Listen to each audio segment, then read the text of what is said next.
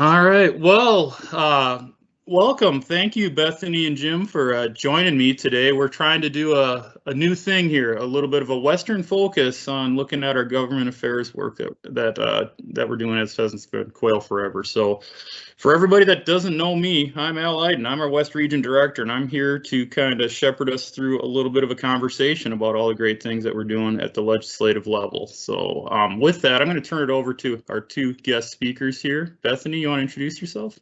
Sure. Hi, everyone. I'm Bethany Erb, Government Affairs here in Washington, D.C. Been on the team about 4 years, a native of Dillon, Montana, hence my beautiful sagebrush background. So I'm really excited to start these first regional updates with the West. Thanks, Bethany. Jim. Yeah, good morning. So Jim Inglis, I'm the Director of Governmental Affairs. I've been with the organization for 20 years now, going on to my 20th year. And I've been working on the governmental affairs side for about 9 years. I'm based here in Northwest Ohio, and I've spent my career with PFQF here in Ohio.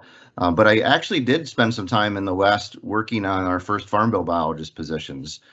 We had some in Idaho that actually started out as mule deer funding to put some private lands and Farm Bill dollars out there from a mule deer standpoint, and then helped hire the first positions in Colorado to work there. And and really that was kind of our introduction to the sage grouse initiative there about 10 years ago as well. So spent some time in Montana and Idaho and Wyoming, working on getting that going. So great to be with you here this morning. So I think to get started, we're going to jump right into the Farm Bill side of things and kind of talk about an update there with a little bit of a Western spin. And you may have already seen some of these updates that Bethany and I have done here for the last 6 months or so. And so really excited to be able to share some of this information with you and possibly get some feedback from the chapters and the members out there that maybe work on some of these projects. So just to kind of frame it up, the 2018 Farm Bill essentially provides about $30 billion, that's billion dollars, from 2018 to 2023. So we're kind of right in the middle of delivering this. We would say that we probably have more opportunities for wildlife than ever before in the 2018 Farm Bill, especially when we work at programs like EQIP and the Working Lands for Wildlife that ties in like sage grouse. I know we'll talk a little bit more about that later, but just some great opportunities and kind of that model, that landscape model that we work with the USDA. In 2020 alone, we got about $8 billion out the door. So the Farm Bill was passed in December of 2018. It was kind of slow to get the rulemaking process done and get those dollars out the door.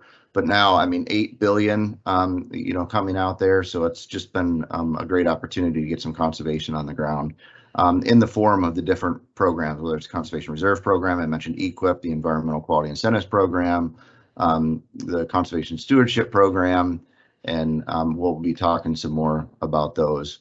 One of the great announcements that we had here a couple weeks ago is the improvement to CRP. So the administration, USDA, made some changes to CRP to make it a little bit more attractive and put some incentives back in place.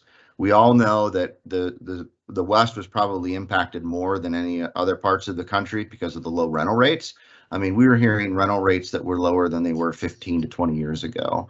And that was kind of how, and we got that fixed. So USDA has changed that. They've put some minimums in place, especially like with grassland CRP, to give, landowners and farmers and ranchers the option to, get a little bit better rates. But I'm just going to kind of tick off a couple of them here. So again, the soil rental rates were adjusted. Hopefully in most cases that'll be up. There were some increased payments for practice incentive payments from 20 to 50%. So we think of the state acres for wildlife or safe practice under CRP. That was moved back out of the general sign up back into continuous. So now anytime during the year, as long as your state has acres available, you can enroll, sign up at any time. But that'll hopefully help on basically the cost share for that.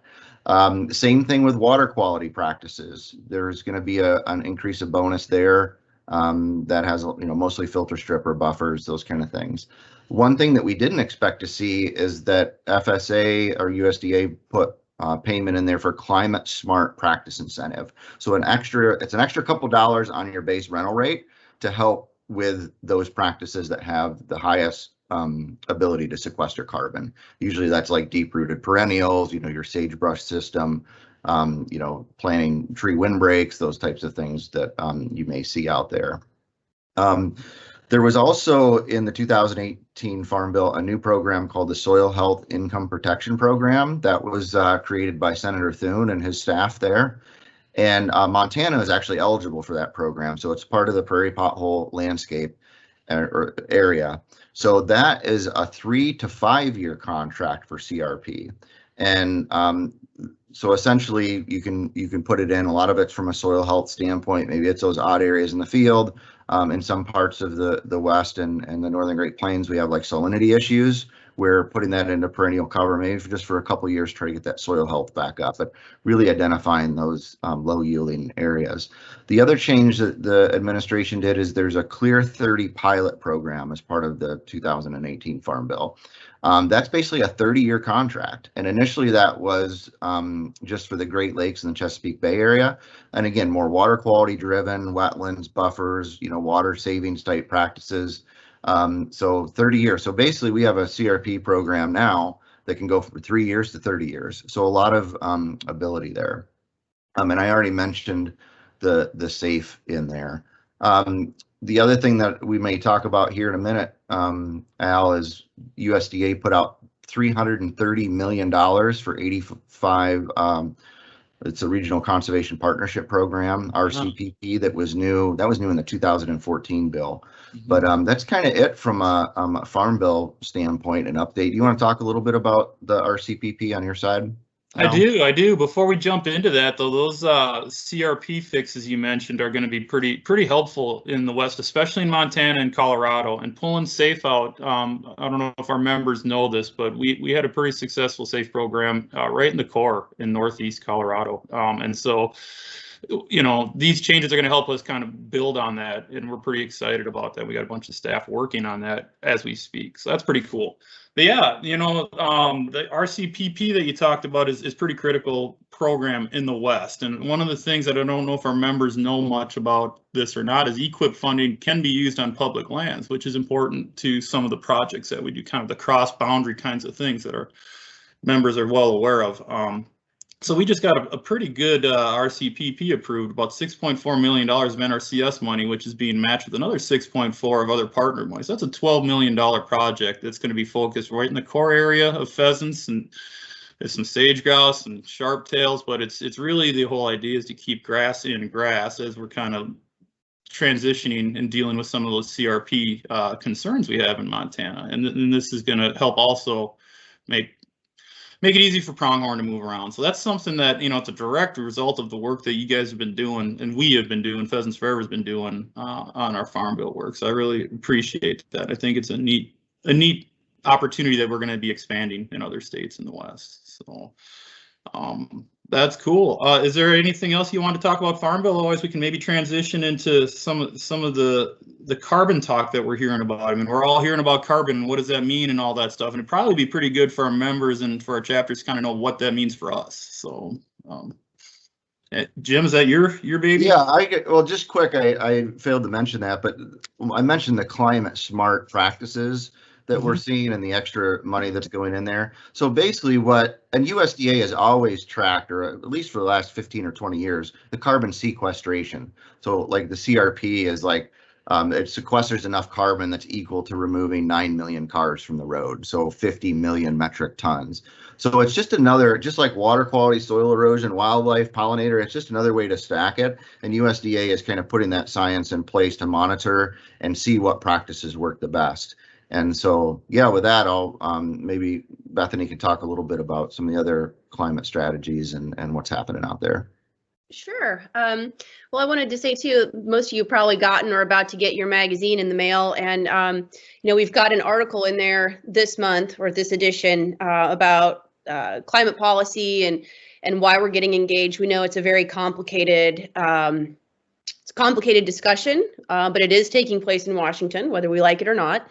And we're in the center of it, trying to advocate for the policies that are in the best interest of pheasants and quail in our membership. And that means that we'll be opposing some things too that aren't. So read up on that. We also have the same article on our website, our blog, if you'd like to read it. But I'd like to move into now the discussion around 30 by 30. Pretty hot topic out west. I've heard about it once or twice. Yeah.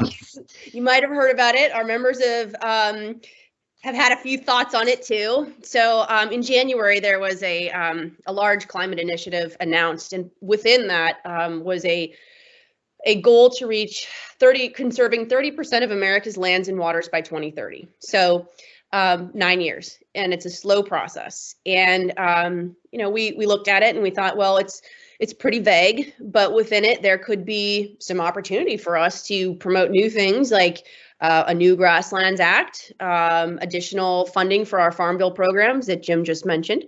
And so we decided to look at it with a optimistic but cautious lens, and that's where we remain.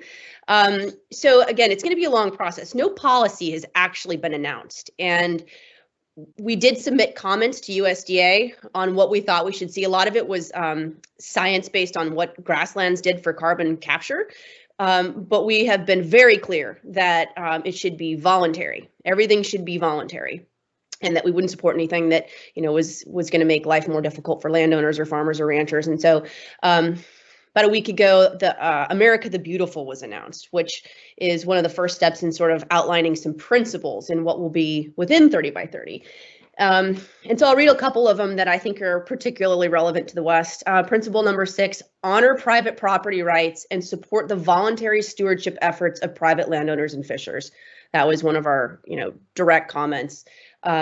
Principle 7, use science as a guide.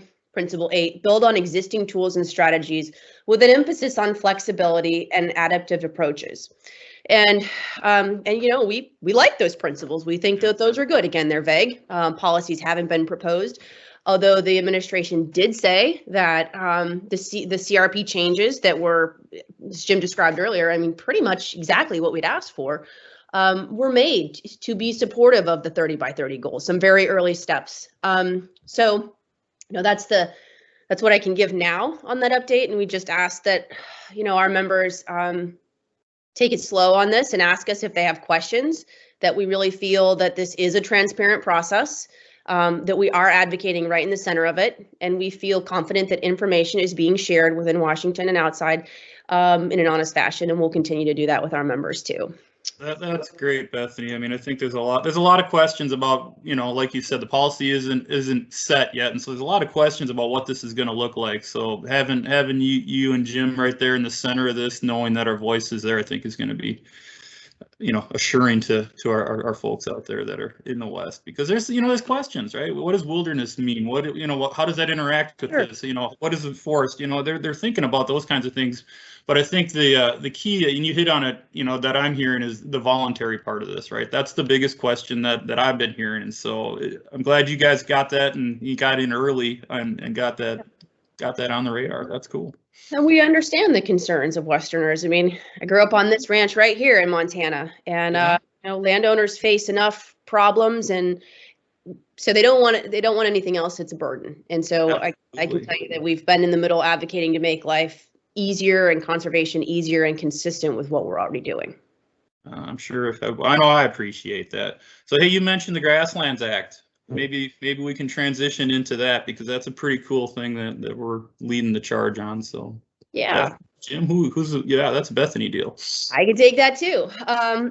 So we started about a year ago to put this idea on paper with several partners, including the National Wildlife Federation, TRCP, Backcountry Hunters and Anglers, Ducks Unlimited, to create a NACA-like program for grasslands. And initially we kind of thought about it in more the Great Plains region, but as our ideas and concepts evolved, we recognized that this was much bigger and that this should include the sagebrush biome. Mm-hmm. Sorry if I've got my terminology. But the West, a lot of the West.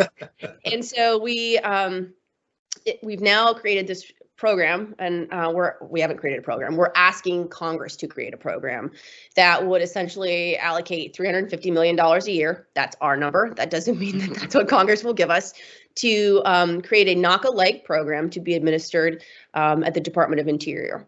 And that would be hugely additive and beneficial to the American West. So, we're kind of working on Capitol Hill with this concept.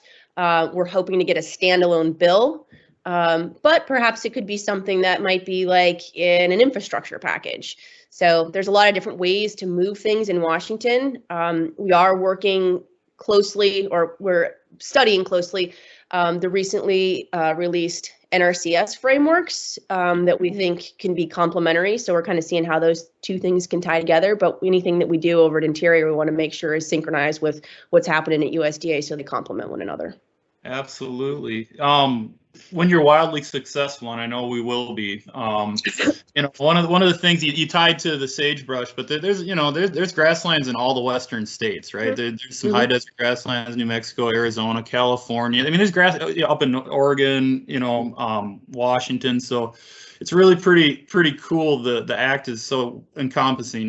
One of the things that I also hear, is that a lot of the work we do is focused on the Midwest, but this is a clear example of the focus is on what's right for upland birds, for pheasants and quail across the country. And so I'm pretty excited about what the Grassland Act is going to be, again, when you guys are wildly successful, or when we are wildly successful. Yeah. Well, the Farm Bill has been such a critical part of our mission for a long time, but we do a lot of work at Department of Interior and work on other programs that are additive to both private and public lands, including the Land and Water Conservation Fund. I mean, really, really well utilized in the West. And so we were instrumental in helping with others pass the Great American Outdoors Act. And so now that new money, or additional money, will be going to Western states. So there's a lot of places where we maybe haven't done the best job of communicating all the work that we are doing outside the Farm Bill, but we are definitely upping our game there to let our members know what we're doing. LWCF's a great example, right? We got a couple of projects that are working with the Coronado National Forest to get landlocked public Forest Service land. We're trying to get some easements, and we got proposals in through the forest process, and it's all coming from the LWCF, which is cool. And that ties into some of the other work you guys have been doing, along with working with Department of Interior on the secretarial orders related to access and sagebrush and all that stuff are things that are directly, they're exclusively Western things, which is pretty neat. So that's good for our members to hear that we're kind of working on all that stuff. So I appreciate you bringing that up. Cool. Well, I guess next is RAWA, and I'll even let you describe what that is, because I'm sure our members don't even know why would we even, what is that? That's a kind of crazy word. What a great acronym, huh? Yeah. RAWA, the Recovering America's Wildlife Act. This has been a policy proposal that's been around for a while now. We've been advocating it for at least the time that I've been here in 4 years, including when our Youth Leadership Council came to DC. They were our junior lobbyists on this issue and did a tremendous job. What RAWA does or intends to do is provides dedicated funding to state territories and tribal nations for proactive, on-the-ground conservation actions to help prevent species from becoming endangered. So it puts the money ahead to keep the species from going on the list. But it's not all about endangered species. It's based on state wildlife action plans. And so the benefits for pheasants and quail are absolutely there. There were a few changes to this year's bill, which was just reintroduced by Congresswoman Debbie Dingell from Michigan and Congressman Jeff Fortenberry from Nebraska. Thank you to both of them. Changed the funding source. Originally, it was from offshore oil and gas revenue. Now it's just a general U.S. Treasury extraction. It adds a tribal title with permanent funding. So that's going to be really a unique and cool opportunity for the tribal nations in the West. Mm-hmm. And it explicitly includes plants eligible for funding. So that's $1.3 billion annually. And I just took a few of our Western states, just cherry picked them to give our members an idea of what they could be looking at this when it passes. Arizona, for example, would receive over $31 million a year. California, over $59 million a year. Idaho, over 17 million. Montana, over 27 million. New Mexico, over 28 million. And Washington, over 20 million. And again, those figures are based on the State Wildlife Action Plan. So I have a full list of all the funding amounts for each state if the members want to follow up and ask us what their state could get. This is a really important one for the West. So if you see an action alert from us on this, we'll talk a little bit more about this in the end and where to get engaged. Like, call your member on this. Like, we mean it. There's a lot of money coming your way. Please make the call.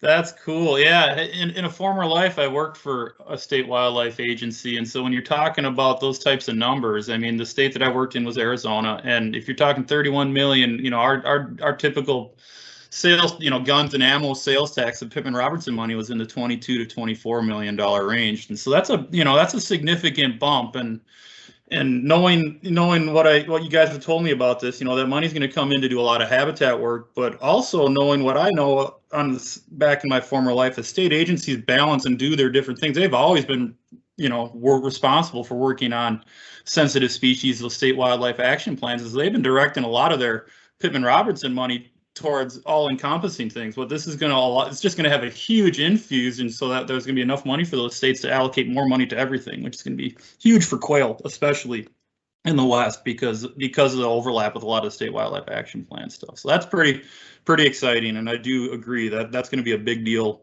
for everybody, but especially out West. So cool. Well, thanks for that update. Well, Jim, you've been talking to me every once in a while about some sort of a jobs infrastructure package type of deal, and I even have questions. So I'm looking forward to hearing about what you can fill us in on what that all means. Sure. So we want to talk a little bit about the Congressional Sportsmen's Foundation. That's a group that we've worked with for a number of years.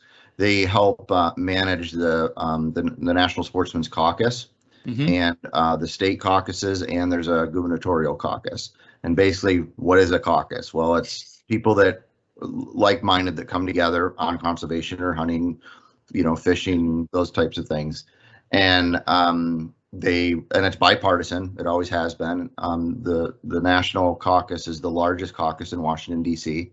And so we are going to provide some links and some of the information that we reference here today will either be on the comments of this video or they may be popping up here on your screen to give you that. But a week ago, then they hosted a briefing with the members of the leadership in the caucus, and I'm going to mention them. Bethany mentioned Congresswoman Debbie Dingell from Michigan. She is one of the co-chairs of the National Caucus there, and she had talked about the infrastructure being the foundation for even natural resources infrastructure. You know, we need, and as we talk about, you know, the 30 by 30 stuff or the climate, or making sure that the funding that we're putting out there helps with the resiliency of our country, right? I mean, we just looking at the reports last week, I know the West is, you know, facing some really challenging times with this drought right now. The figure that I heard is 46% of the country right now is in drought. And that certainly comes from the West into the Midwest. And then there's some other spots that are popping up. So when we use natural infrastructure, and we can make our grasslands more resilient, our forests and those types of things. So that's kind of around this, as well as provide recreational opportunities with that infrastructure, access to public lands, those types of things. So she kind of kicked it off there. And then Congressman Westerman from Arkansas, who before he got into Congress, he's actually a forester and an engineer. So he has that forestry background, and he introduced the Trillion Trees Act, or reintroduced it this Congress. You know, basically looking at the opportunity to have, you know, forest work for us too, whether it's, you know, timber production, but also getting the wildlife benefits out of theirs, and reducing the risk of wildfire, which is another big thing. The other congressman that spoke is Jimmy Panetta from California. And again, he talked about the issues with the fires, and then what we do afterwards with the restoration, you know, coming in and, you know, working on, he introduced a replant act, which helped with reforestation and also planting, you know, grasses and getting that back in there. So just another example. And then the other gentleman that spoke was Congressman Sam Graves from Missouri. He was actually a farmer. He came off the tractor and was talking with the group And what he mentioned is it sounds like that this could get marked up by the end of May in committee for this infrastructure bill. And the plan is, at least what the House was talking, is to have a final version passed by 4th of July recess. So this is something that's going to move this year. Something's going to have to be done, whether it's a new bill or a new infrastructure package or an extension. So something's going to happen, and then that's when we have the opportunity sometimes to get some of these other bills and other things to happen. And again, Bethany and I are engaged as well as with our other conservation partners to make sure that we get good things in there for wildlife and natural resources. That's awesome that you guys are engaged in that. I mean, one of the things we hear all the time is just the lack of ability for some of our federal partners, especially, to manage their properties, right?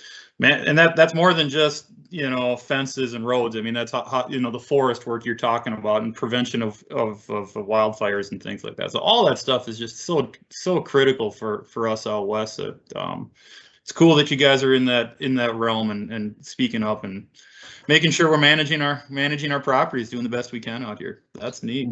One of the things that we did in the last Congress, it was called the forest fire wildfire fix that we did, because the issue especially with the Forest Service, now the Forest Service is under USDA, but a lot of those federal agencies on that public land, I mean, their resources were tapped because of the fire and overextended, and then they couldn't do work for wildlife or other maintenance. So that was part of the Great American Outdoors Act, where we were able to. Well, it was part of that, right, Bethany? That came in, or it was separate from that. But again, these packages of bills that we've been working on the last couple of years are really making sure that those agencies have the resources they need to do this. That's awesome. And I guess one of the things we, as you talked about with the Grasslands Act tying in the sagebrush biome, I mean, fire is a huge issue there. And so all this stuff you're talking about, hopefully, we can work with our BLM friends primarily. But I mean, there's a lot of work, preventative work that needs to be done there too. So again, that's part of that infrastructure stuff you were talking about. So that's neat stuff. Well, I think, one of the things I'd like to do now is transition a little bit. We've been talking about really cool, great stuff at the federal level, but we also have some state level type, advocacy work that you guys help me with quite a bit, and that, our members are very interested in and bring me questions all the time. So you kind of touched on this already, Jim, but could you talk a little bit about our partnership with Congressional Sportsmen? Yeah. So as I mentioned, this caucus that works together. And a lot of the times that's where we first hear about bills that are coming up that have that are important to what we do for wildlife and natural resources and pheasants or quail. And so they do have, and we'll provide this link. We have a policy landing page as our homepage that kind of talks a lot about this stuff, but we do have a state page that we're continuing to develop with CSF, so that anytime that bills come up, they have a bill tracker and they can go in there. And as soon as the bill number comes up or starts moving through committee, or it's introduced by a member at the state or federal level, or maybe it's initiative by a governor, all of those things can be tracked. And so we're working with them that we'll have that resource. But they do have teams in place that work with the caucuses. And Al, like you and I work on that, and Bethany too, that when something comes up, we kind of get our heads wrapped around it. We talk with our partners. Our other conservation partners, maybe there's a conservation group that at the state level, and we just kind of figure out the intel on it and figure out how we're going to react or not.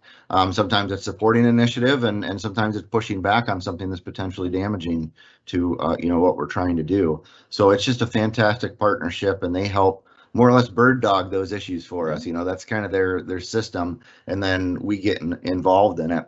And as Bethany said, that if something gets really serious, you're likely, the first thing you're going to see as a chapter leader or member, and you're on the email list of the regional representative in your state, you're going to get an email from them. If you have a state, Facebook page, or you may, or if you're in the Pheasants Forever system email, you may see something out of the national office. We have the ability to say if you're a member and you're associated with a certain chapter, we can, in your email, you're going to see the action alert come out of the national office, the home office up there. But usually it's going to happen the quickest from the regional rep. And that's when we're going to ask you to get engaged. And, you might be in a state where you're not seeing a whole lot, because we may be addressing it working through the caucus or through members at the state or national level. And so we're not going to, sound the alarm unless it's really important and we need to. And when we do have that, we'd like you to pick up a phone, send a personal email, write a letter if we have time, if it's initiative. You do see a lot of the times with these form type letters where put your email in there or whatever, but the most impactful things that we can do is when you do that personal call, that personal letter, personal email, how do these programs, work for you and what it means to your family and friends and your way of life. So that's what we try to focus on. And Al, I think you're going to talk about a couple of examples here. Yeah, well, I was just going to double down though on the caucus, right? I mean, you did such a great job when you were working out west and building our team. I got a bunch of people running around, and you guys are, doing all this great federal work. So we really have, Jim and I really rely on the caucus to kind of key us into some things. And we hear about stuff from all of our partners and our chapters and everything. But that is one way that we are really working hard at the state level to keep our pulse on what's going on. And a couple of the things that came out of that was in California right now. I mean, they got an upland stamp, right? And so they're looking at trying to run some legislation through to add $10 million a year to that program, which would more than double that, right? And that's the program that we've used, our quail chapters have used for a lot of their work to do drinker restoration. Our pheasant chapters have been doing a lot of work on wildlife management areas through that program, and also waterfowl production areas. So just kind of, that was an example of keying us in, and we've been pretty engaged in that to try to get more money available for our chapters to go do the work that they want to do and for our mission related stuff. Same thing in Oregon and Washington. Last year, Washington was in a pretty significant budget crisis. This year, Oregon's got some things going on too. Through the caucus, we were made aware of some of the ability to support some budget recommendations or requests for the Washington and Oregon state wildlife agencies. In Washington, it worked, and what that meant was we still have sage grouse biologists out there, because that's where the funding that we went towards. It was to keep our staff in place and some of their staff in place. In Oregon, the same thing. It's 4 farm bill biologists that we're going to hopefully get out of this deal if the budget passes. So those are just some examples. I mean, Montana, we had another example where in Montana, they're looking at trying to modify how landowners can engage with conservation easements, limiting their acreage, right? And that would be something that would be pretty something we don't like, I guess, is what I would say. And so we don't necessarily want to take those choices, like we were talking earlier about voluntary participation. When we see bills that are coming up that are limiting landowners' choices on what they can do with their land, we kind of perks our ears up. So that's one of them that we'd be opposed to, right? Versus supportive of. So, and then a few years ago, Colorado was going through Colorado has to go get legislative approval for license increases, right? So we helped with that, engage with the caucus and several others, which is then turned into more money going into what they call their habitat program, and that's where we can do some land acquisitions, and we're working to pull together a pretty big land acquisition in southeast Colorado, right in the core area of scale quail, bobwhite quail, lesser prairie chicken, sharp-tailed. I mean, there's everything's down there that we care about. And so if without that legislation and that extra funding coming in, there wouldn't be near enough funding available to even consider going after this project. So those are just kind of some direct examples of what we're doing for our members, with you guys, but also in partnership and trying to keep tabs on things. So I don't know, you guys I'm sure you guys are more aware of other things that we got going on too, but those are just a couple of examples. The one thing I did want to add on that, you mentioned California, but this 30 by 30 concept actually originated in California just over a year ago, and it passed. And I was actually engaged and participated in with our other conservation partners to talk with some of the staffers and the members there at the state legislature, because of the concern was, and that was both coastal and terrestrial lands to set aside. There was concerns about commercial fishing and or commercial versus recreational, and could you still have recreational ability to fish those waters off the coast or even inland, and the same thing with hunting access. And so we were able to really work, and again, it was through CSF and other partners, to make sure that and that kind of carried on. We anticipated that this could happen in other states as well. Other states were talking about it, but then we ended up with a national, federal 30 by 30 type deal. There is a website out there that I failed to mention. It's Fish 3030, and there's over 50 groups now, including Pheasants Forever and Quail Forever, that are part of that coalition, just to make sure we continue that dialogue. Like, it's not set aside and you can't touch it. It's not designated as wilderness, those types of things. And as I mentioned also, and we've talked about that, private lands are part of the answer to this, and it's making those lands, and whether it's grassland, forest, cropland, as resilient as possible, and to make sure that this voluntary conservation funding gets out there. Like I said, on the Farm Bill alone, it was $8 billion last year, and a lot of those states got considerable amount of money. And you know, Alan got some of those figures, but we're watching that. No, that's cool. And that kind of highlights something that, you know, you were engaged at the state level for the California 30 by 30, right? I'm engaged in some of these other states at the state level, but, you know, Bob Hicks, our rep in Colorado, is engaged at the state level for some of that license. So you can kind of see it's a team approach, you know, and so hopefully our members and our chapters kind of understand that we're taking every opportunity we can to get engaged in the right things, you know. And I guess to transition, I kind of want to wrap this up a little bit, and maybe you guys can help me out. We've touched on it a couple different times. How do you get engaged? One of the things that I often get questions from our chapter people is how do we get engaged? How do we bring things to you? How do you know, and you've talked about the action alerts and coming down, but maybe flipping that around is like, you know, if our chapters or members hear something, what's the best way? How do you recommend we do that? I guess I don't know how to state that better. Well, it is a team approach, like you just set out, and that we rely on our partners in state, our staff, volunteers, to talk to us and communicate what they're hearing. And while we do have, you know, our ear to the ground and we get the beat in state capitals through our members, but through CSF, like, you know, we have a lot of really well-connected chapter members and volunteers too. So if you're hearing something that concerns you, or even if there's something that you're not quite sure what to think on, whether it's state legislature or federal, like, pick up the phone, give your rep a call Jim or I or Al, and we'll talk it through. And then if you see something from us that if we reach out directly, it's because we've ground truthed it. Like, if we're asking you to make a call or an email, we do consider that it's probably a pretty serious issue that needs to be acted upon.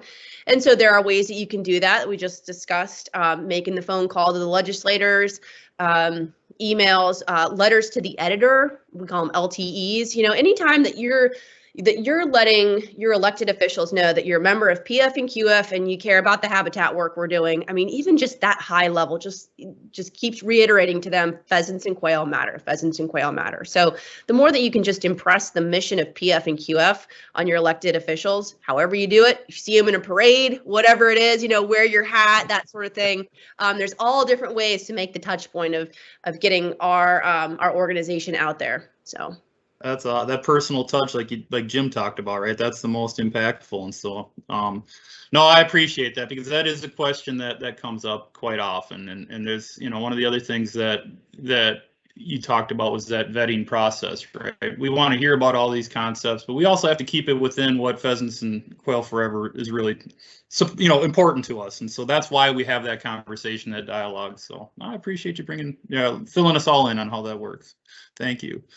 Well, I guess with that, I don't, you know, have a whole lot more, like a very poorly introduced, right? This is the first one of these. Hopefully it's going to be a success and people will find it interesting, and maybe we'll do another one if we get positive feedback. But because there's a lot of other things we could touch on and get into more depth, but I really appreciate you guys' willingness to kind of talk through what we're doing out west, kind of take it down to that, at least that regional level, so that all the great work we're doing in Washington and even at the states, you know, connecting the dots for our folks. So thank you for your time. Appreciate it. Thank you. Thank you, Al.